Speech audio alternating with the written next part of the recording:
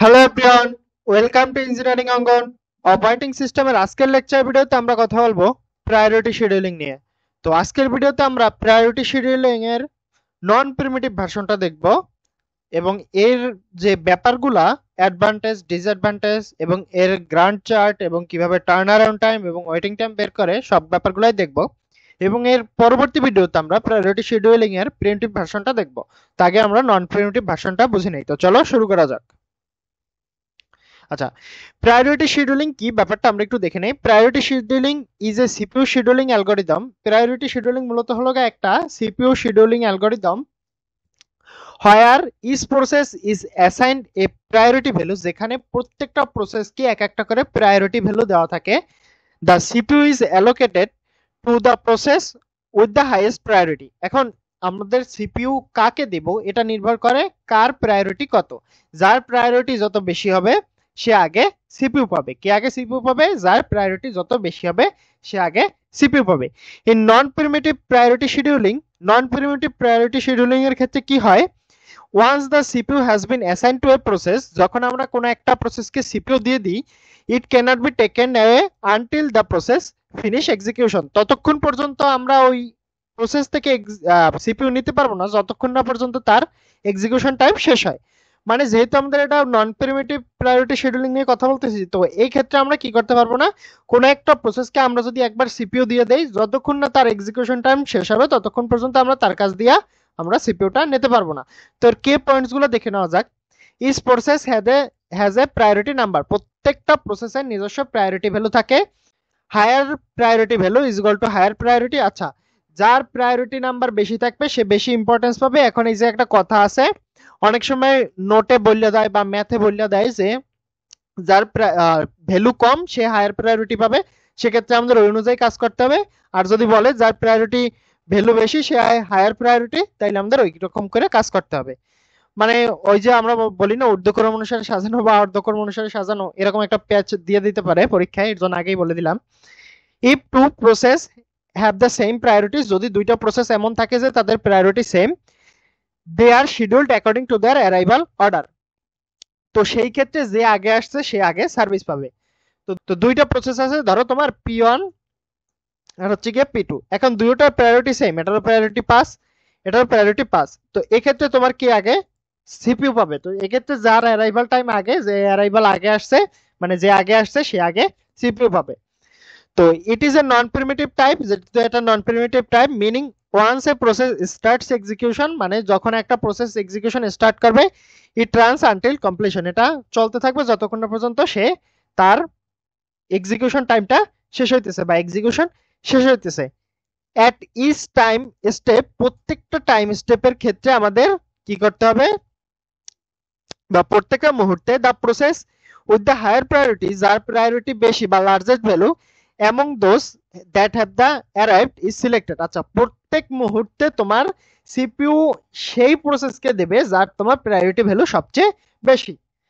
তো এই ছিল মূলত আজকে আমাদের শিডিউলিং অর্ডারটা। এরপর আসে আমাদের, যদি দুইটা প্রসেস, আমি আগে বলছি two process have the same priority, the process that enters the queue first will be executed first. মানে দুইটা প্রসেস যদি চলে আসে সেম প্রায়োরিটি, তাইলে যেই প্রসেসটা কিউতে আগে আসছে সে আগে এক্সিকিউট হবে। তো এর অ্যাডভান্টেজ গুলো দেখে নেই এবং এর ডিসঅ্যাডভান্টেজ গুলো দেখে নেই।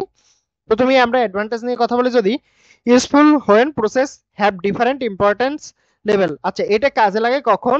যেখানে তোমার আর্জেন্ট বা হাই ইম্পর্টেন্ট টাস্ক আছে আমাদের, সেখানে তোমার এই অ্যালগরিদম খুবই হেল্পফুল, কারণ তোমার ইম্পর্টেন্ট যে টাস্কগুলো ওইগুলোকে আগে সার্ভিস দেওয়া যায়, ইম্পর্টেন্ট টাস্কগুলোকে আগে সার্ভিস দেওয়া যায়। Can efficiently handle urgent task first, এটা অত্যন্ত জরুরি যে টাস্কগুলো কিউতে আইলে প্রায়োরিটি বেশি দিলে সিপিইউ সেই টাস্কগুলোকে আগে হ্যান্ডেল করতে পারে।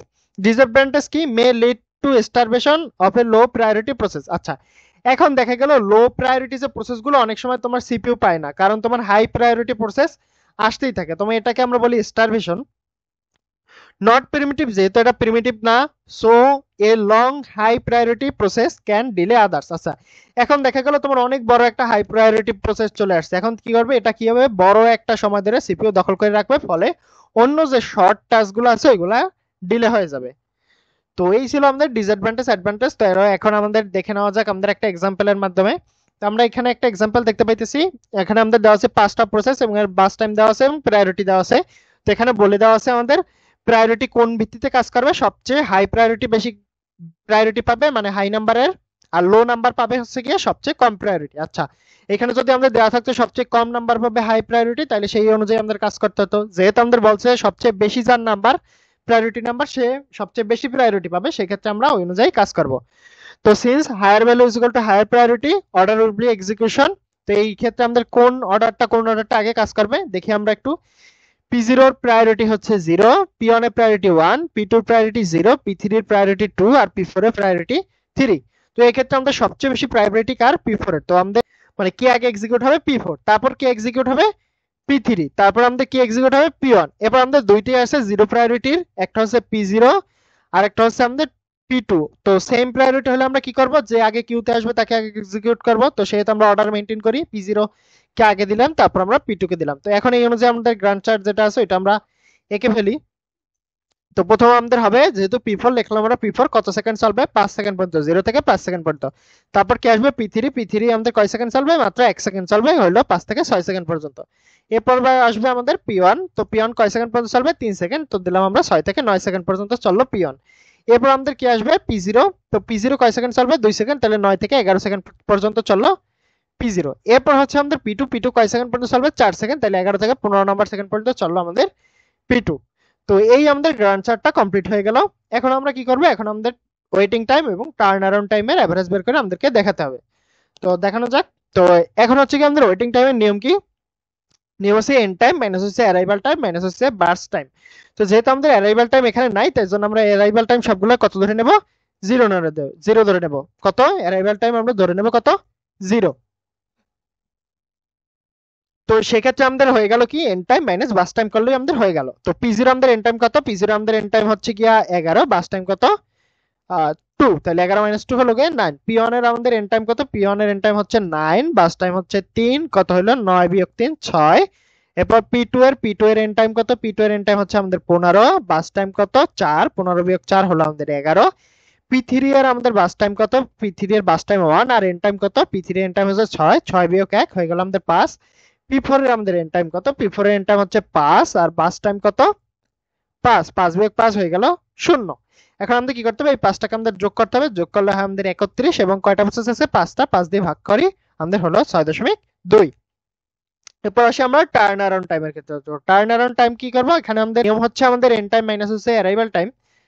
তো যেহেতু আমাদের অ্যারাইভাল টাইম সবগুলোর 0, সেহেতু আমাদের শুধুমাত্র এন্ড টাইমটা বসাই দিলেই হবে। তাহলে P0 এন্ড টাইম 11, P1 এর এন্ড টাইম 9, P2 এর এন্ড টাইম হচ্ছে আমাদের 15, P3 এর এন্ড টাইম হচ্ছে আমাদের 6, P4 এন্ড টাইম হচ্ছে আমাদের 5। এখন কি করতে হবে? এর এভারেজ বের করতে হলে কি করতে হবে? সবগুলো যোগ করলাম আমরা, যোগ করলে হয় কত? 46, ভাগ দিয়ে আমরা 5 দিয়ে দিলাম, 5 দিয়ে ভাগ রইল কত আমাদের? 9.2।